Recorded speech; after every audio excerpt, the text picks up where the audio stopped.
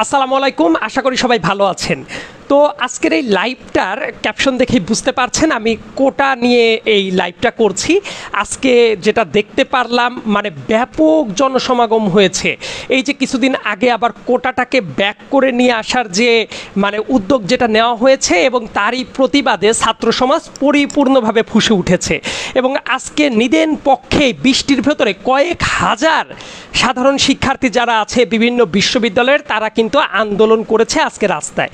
তো এই জন্যই মনে হলো যে কোটাটা থাকা উচিত কিনা, দেশের সংবিধান যেটা আছে এই যে আমাদের এই সংবিধান, সেই সংবিধানে আসলে কোটা থাকার যৌক্তিকতাটা আছে কিনা এবং ঠিক কোন কোন গ্রাউন্ডে কোটা থাকতে পারে বা না থাকতে পারে এই ব্যাপার নিয়ে একটু আলোচনা করতে চাই। তবে আমার প্রথম যেটা কথা, এইটা আদালতে বিচারাধীন ব্যাপার, মহামান্য আদালত অবশ্যই এই ব্যাপারে একটা যুক্তিযুক্ত ডিসিশন দিবে বলেই আমার মতামত। আমার এই যে কথাগুলা বলছি এগুলা কিন্তু আদালতের রায়কে নিয়ে না, আদালতের মেরিটকে নিয়ে না, এসব নিয়ে আমি প্রশ্ন করতে চাচ্ছি না। মূলত এই দেশের একজন নাগরিক হিসেবে কোটাটা থাকা উচিত কিনা সেই ব্যক্তিগত অভিমত আমি ব্যক্ত করব এই ভিডিওতে, মানে পুরোটাই আমার নিজস্ব মতামত। এবং আমার এই নিজস্ব মতামতের পর যখন আমি কথা বলবো অবশ্যই আমি এই সংবিধান থেকে কোট করে কিছু কথা বলার চেষ্টা করব।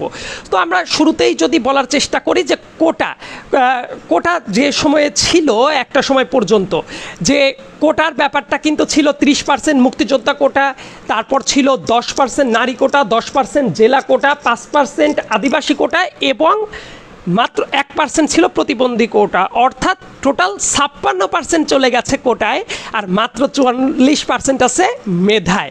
মানে যে জায়গায় মেধা হলো 44%, কোটা আছে 56%, এইটা আসলে কোনো অবস্থাতেই লজিক্যাল কোনো ফ্রেমিং হইতে পারে না। গুরুত্বপূর্ণ একটা কথা বলে, আমাদের এই কোটার ব্যাপারটা আসলে সংবিধান স্বীকৃত কিনা, ডিরেক্ট যদি আমি সংবিধানের আলাপে চলে যাই, আমাদের সংবিধানের কয়েকটা আর্টিকেল আছে, সেই আর্টিকেলগুলো আমি একটু রেফার করার চেষ্টা করছি, তাহলে আপনারা বুঝতে পারবেন। আমাদের যে সংবিধানটা আছে এই সংবিধানের আর্টিকেল 19, আর্টিকেল 28(1), 28(2), 29(1), এই প্রত্যেকটা আর্টিকেল যদি দেখেন এগুলোর প্রত্যেকটা নোশনটা হলো রাষ্ট্র কারো উপর কোনো বৈষম্য করতে পারবে না, চাকরি বাকরির ক্ষেত্রেও সবাইকে সমান অধিকার দিতে হবে। মানে এই যে এই 4টা আর্টিকেলের কথা বললাম এটা নোশন কিন্তু খুবই পরিষ্কার।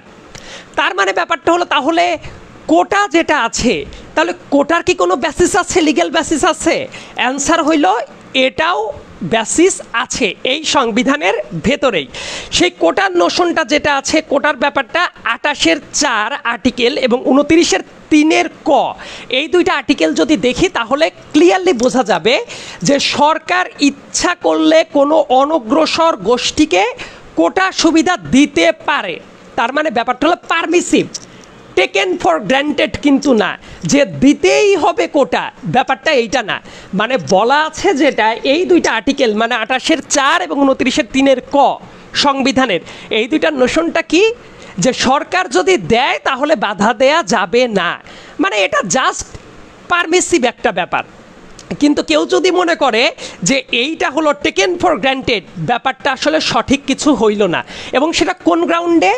অনগ্রসর গোষ্ঠীকে, আমাদের সংবিধানের যদি এক্স্যাক্ট শব্দটা আমি বলি সেই শব্দটা হলো অনগ্রসর গোষ্ঠীকে মানে আগায় নিয়ে আসার জন্য, মূল স্রোতে একীভূত করার জন্য সরকার সেই বিশেষ সুবিধাটা দিতেও পারে। এখন কথা হইলো আপনারা যখন মুক্তিযোদ্ধা কোটা বা অন্য কোনো কোটা চান তার মানে ব্যাপারটা কি এইটা? সাপোজ মুক্তিযোদ্ধা কোটা যেহেতু 30%, এটা সবচেয়ে বড় এবং এটা নিয়েই কথাবার্তা হয়, আপনারা কি গণহারে এটা বলতে চান যে মুক্তিযোদ্ধা যারা আছে তারা সবাই অনগ্রসর গোষ্ঠী, অথবা মুক্তিযোদ্ধাদের ছেলে মেয়ে যারা ছিল, নাতিপুতি যারা ছিল তারা সবাই অনগ্রসর গোষ্ঠী? এইভাবে কথা বলা আমার কাছে মনে হয় আমাদের মহান মুক্তিযোদ্ধাদের প্রতি অপমাননা করা, কারণ তারা তো সবাই অনগ্রসর গোষ্ঠী না, তারা অনেক সলভেন্ট ফ্যামিলিরও অনেকেই আছে। ইনফ্যাক্ট মুক্তিযুদ্ধ করার পরে তাদের প্রথম জেনারেশনের সন্তানদের জেনারেশন যেটা আছে, ইনফ্যাক্ট সেকেন্ড জেনারেশনও চলে এসেছে, তারা অনেকেই এখন অনেক ভালো আছে। আপনি যখন ওই অনগ্রসর অংশকে কোট করে সুবিধা চাইবেন, এর মানে আপনি কিন্তু হোলসেলভাবে কি বলার চেষ্টা করছেন? হোলসেলভাবে বলার চেষ্টা করছেন আমাদের দেশের মুক্তিযোদ্ধারা সবাই অনগ্রসর। আমার কাছে মনে হয় এটা মহান মুক্তিযোদ্ধাদের প্রতি একটা চরম অবমাননাকর পরিস্থিতি। তারপরে আর একটা যদি কথা আমি বলার চেষ্টা করি যে এই যে কোটা, এই কোটাটার প্রায়োগিক দিক যেটা, এই 2024 সাল আমাদের দেশ স্বাধীন হয়েছে কত সালে? এবং স্বাধীনতার বছর থেকে যদি চিন্তা করেন 54তম বছরে আমরা চলে এসেছি। মুক্তিযুদ্ধ যারা করেছে ওই টাইমে মুক্তিযোদ্ধাদের সর্বনিম্ন বয়স যদি 10 থেকে 12 থেকে 14-র ভেতরে যদি থাকে, আজকে স্বাধীনতার 54তম বছরে এসে তাদের বয়স কিন্তু 65 থেকে 70-এর কোটায় চলে গেছে। তার মানে 2024 সালে এসে যখন আন্দোলনটা হচ্ছে, এর মানেটা হইল এটা কিন্তু নিজের সন্তানদের কোটাও না, মূলত নাতিপুতিদের কোটা এনফোর্স করার জন্য এই টাইমে এসে আবার এটা ব্যাক করানো হচ্ছে। এবং নাতিপুতি কোটা কোনো অবস্থাতেই আমার কাছে যৌক্তিক কোনো কিছু মনে হইতে পারে না। দেখুন, মুক্তিযোদ্ধাদের সন্তান যারা আছে, আপনারা জানেন সরকারি চাকরির ক্ষেত্রে কিন্তু যে সাধারণ মানুষের যে বয়সসীমা 30 বছর, তাদের জন্য কিন্তু বয়সসীমা কিন্তু একটু বাড়ানো আছে, 32 বছর করা আছে। মুক্তিযোদ্ধাদের নানা ধরনের সুযোগ সুবিধা দেওয়া উচিত, তারা এটা ডিজার্ভ করে। কিন্তু মুক্তিযোদ্ধাদের নাতিপুতিরা কেন কোটা পাবে? আবার নাতিপুতিদের কোটার একটা ইন্টারেস্টিং ব্যাপার আছে, খেয়াল করে দেখেন। একজন মুক্তিযোদ্ধা ধরেন তার 3 থেকে 4টা সন্তান আছে, ছেলে মেয়ে মিলিয়ে, এর প্রত্যেকের আবার 2জন বা 3জন করে করে সন্তান আছে। নাতিপুতি কোটা থাকলে কি হয় জানেন? এই যে নিজেদের সন্তান 3-4 জন আছে, তাদের প্রত্যেকের আবার 3-4 জন করে 2-3 জন করে সন্তান আছে। তার মানে মূলত একজন মুক্তিযোদ্ধার জন্য 10-এরও অধিক কোটা কিন্তু ইউজ হয়। ধরেন সাপোজ আমার নানা মুক্তিযোদ্ধা, তো আমার নানা মুক্তিযোদ্ধা হইলে আমি কেন কোটা পাবো? কিন্তু ইনফ্যাক্ট এটাই কিন্তু হচ্ছে। তার মানে এই মুক্তিযোদ্ধা কোটাটার কিন্তু মানে যেটা হিউজ একটা ইম্প্যাক্ট পড়ে কীভাবে, এটা চক্রবৃদ্ধি হারে বাড়তে থাকে। মানে একটা কোটার বিপরীতে, একজন মুক্তিযোদ্ধার বিপরীতে 10-এরও অধিক কোটা কিন্তু এই জায়গায় বের হয়ে যায়। এটা কিন্তু একটা হিউজ একটা সংখ্যা, এবং এইটা কখনোই থাকা উচিত বলে আমি মনে করি না। এবং আরেকটা ব্যাপার অনেকেই মিস করে যান, আপনারা মনে করেন যে এই কোটা ব্যাপারটা শুধুমাত্র বোধহয় বিসিএস এর জন্য।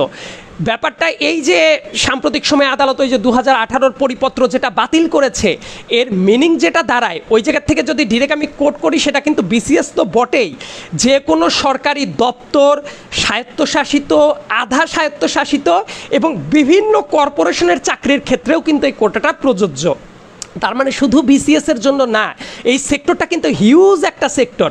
এবং আরেকটা যেটা গুরুত্বপূর্ণ ব্যাপার ছিল, সেটা হলো যে এই কোটা কিন্তু প্রথম শ্রেণী এবং দ্বিতীয় শ্রেণীর চাকরির জন্য কিন্তু এটা তুলে দেওয়া হয়েছিল 2018 সালে। তৃতীয় এবং চতুর্থ শ্রেণীর চাকরির জন্য তো এই কোটাটা ছিল, মানে ওইটা তো তারা অ্যাভেল করতে পারতো। বর্তমানে যেটা আন্দোলন চলছে সেটা কিন্তু প্রথম শ্রেণী এবং দ্বিতীয় শ্রেণীর যে চাকরি, অর্থাৎ নবম গ্রেড এবং 10ম থেকে 13 গ্রেডের জন্য। সো এইটা শুধুমাত্র বিসিএস যারা মনে করছেন তাদের কথাটা কিন্তু সঠিক না, এই জায়গায় কিন্তু স্পেয়ারটা কিন্তু আরও অনেক বড়, এই ব্যাপারটাও মাথায় রাখা উচিত। তারপরে আরেকটা গুরুত্বপূর্ণ কথার দিকে যদি আমি চলে যাই, যে আমাদের দেশের মহান মুক্তিযোদ্ধাদের নিয়ে অনেকে অবমাননাকর কথাবার্তা বলে। মুক্তিযোদ্ধারা জাতির শ্রেষ্ঠ সন্তান, এ ব্যাপারে কোনো সন্দেহ নাই। তাদের নিজেদের যদি আর্থিক অবস্থা খারাপ থাকে, তাদের যদি বিভিন্ন প্রণোদনা দিতে হয়, তাদের যদি বিভিন্ন বৃত্তিমূলক সিস্টেমের ভেতরে নিয়ে যাওয়া হয়, ভাতার পরিমাণ যদি আরও বাড়ানোর দরকার হয়, সেটা আলাদাভাবে করতেই পারে। কিন্তু তাদের নাতিপুতিদের কোটা দিয়ে আসলে তাদের কিভাবে সম্মানিত করা হয়, এই ব্যাপারটা না আমার কাছে খুব একটা লজিক্যাল সেন্স ক্রিয়েট করে না। আর একটা কথা যদি আমি একটু বলার চেষ্টা করি, যে এই জায়গাতে প্রবলেমটা আসলে কোথায় হয়ে যাচ্ছে। দেখুন, আমাদের এই কোটাগুলো না যেভাবে হোলসেলভাবে প্রয়োগ করা যায়, এইভাবে আসলে খুবই ইলজিক্যাল মনে হয় আমার কাছে। তার কারণ হলো, দেখুন একটা কোটা, একটা ফ্যামিলির একজন যদি কোটা পায়, সাপোজ একজন মুক্তিযোদ্ধার একজন সন্তান কোটা পেয়েছে, ওই পরিবারের যদি এমন হতো যে অন্য কেউ আর কোটা পাবে না, কারণ একজন পাওয়া মানে তো অলরেডি তাদেরকে একটা এক্সট্রা প্রিভিলেজ দিয়ে দেওয়া হলো। কিন্তু দেখবেন একটা পরিবারে যতজন থাকে প্রত্যেকেই কোটা পায়। যদি কোটার প্রয়োগটা অনেক আগে থেকেই এভাবে প্রয়োগ করা হতো যে একটা পরিবারের একজন কোটা পাইলে অন্য কেউ আর কোটা পাবে না, সেটা কিছুটা লজিক্যাল হতে পারতো। আবার একটা কোটা দেখেন একজন ব্যক্তি কিন্তু একবার ইউজ করে না, এটা খুব গুরুত্বপূর্ণ কথা, একটু মনোযোগ দিবেন। একটা ব্যক্তি দেখবেন যে কলেজে ভর্তি হচ্ছে কোটা দিয়ে, ইউনিভার্সিটিতে ভর্তি হচ্ছে সেম একটা ধরেন মুক্তিযোদ্ধা কোটা দিয়ে, সরকারি চাকরিতে যখন ঢুকছে আবার সে ওই একই কোটা ব্যবহার করছে, তারপর চাকরির প্রমোশনের জন্য আরও বারবার করে ওই একই কোটাটা ইউজ করছে। মানে একটা কোটা কতবার করে ইউজ করবে?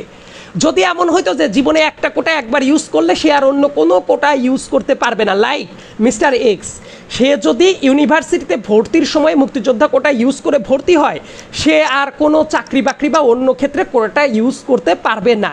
এটা কিন্তু হতেই পারতো। কিন্তু কোটার প্রয়োগ কি এইভাবে করা হয়, নাকি একই কোটা বারবার করে ইউজ করা হয়?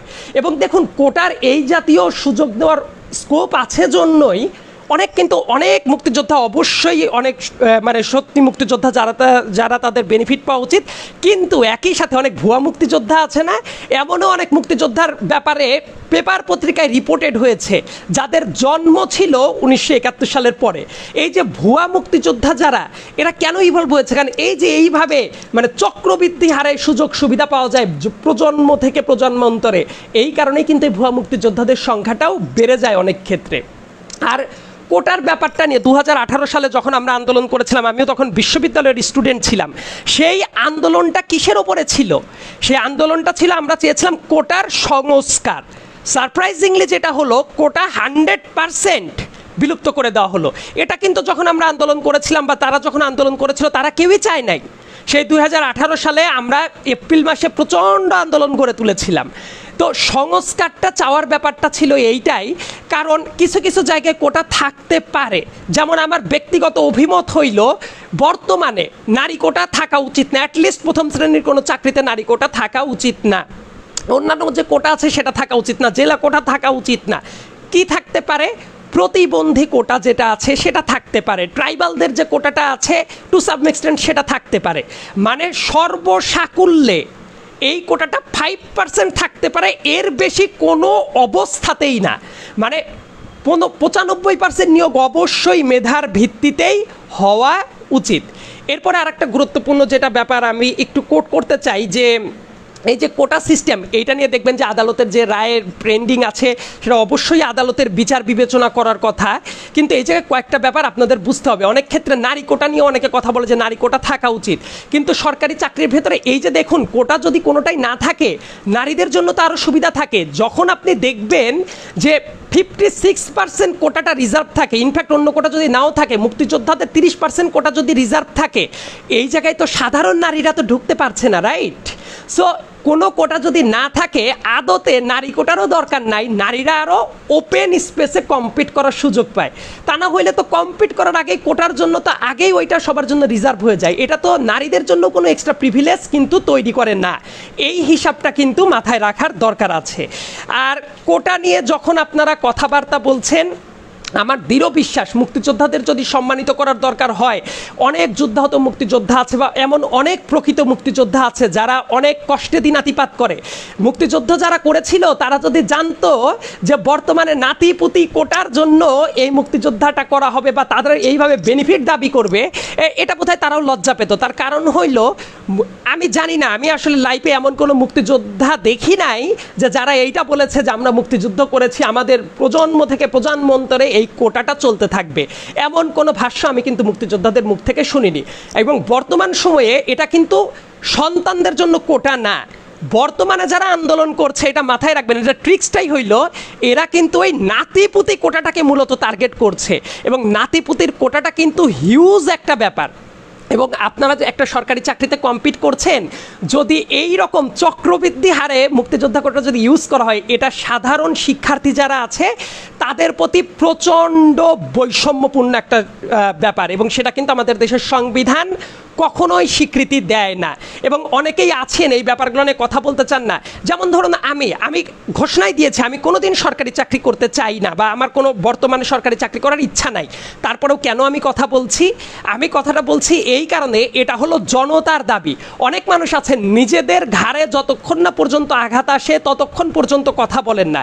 আমার কাছে মনে হয় কোটা নিয়ে কথা বলাটা আসলে কোনো কেউ চাকরি করবে এজন্যই কথা বলবে, ব্যাপারটা এরকম না। দল মত বয়স নির্বিশেষে প্রত্যেকটা বিবেকবান মানুষের উচিত এই কোটার বিরুদ্ধে কথা বলা। কারণ একটা দেশে স্বাধীনতার 54 বছর পরে এসে মানে কোটার ভিত্তিতে মেজরিটি নিয়োগ পাবে, এটা কখনোই লজিক্যাল হইতে পারে না। বরং প্রত্যেকটা জায়গা থেকে কোটার বিরুদ্ধে কথা বলা উচিত, এবং এটা না মানুষের রুটি রুজির ওপরে ডিপেন্ডেন্ট। আপনারা প্রত্যেকেই এই ব্যাপারটা নিয়ে কথা বলার চেষ্টা করেন। একটা স্বাধীন দেশকে এগিয়ে নিয়ে যাওয়ার জন্য মেধার ওপরে, এই চাকরিগুলোর নিয়োগের ওপরে ভিন্ন কোনো কথা থাকতে পারে না। আমি কিন্তু সংবিধানের যে রেফারেন্সগুলো দেখালাম এবং যে পার্সপেক্টিভটা ব্যাখ্যা করলাম, আশা করি আপনারা বোঝার চেষ্টা করেছেন। এবং আমি মনে প্রাণে চাই যে কোটা এইভাবে চালু করে মেধাবীদের যাতে হকটাকে নষ্ট না করা হয়, সাধারণ শিক্ষার্থীদের রুটি রুজির যে ব্যাপারটা সেটা যাতে অবশ্যই আমি এক্সপেক্ট করব যে আদালত যাতে এই ব্যাপারটা বোঝার চেষ্টা করে, এবং আপনারা যারা বিবেকবান মানুষ আছেন যার যার জায়গা থেকে এইটা বুঝবার চেষ্টা করুন। ধন্যবাদ সবাইকে। আসসালামু আলাইকুম।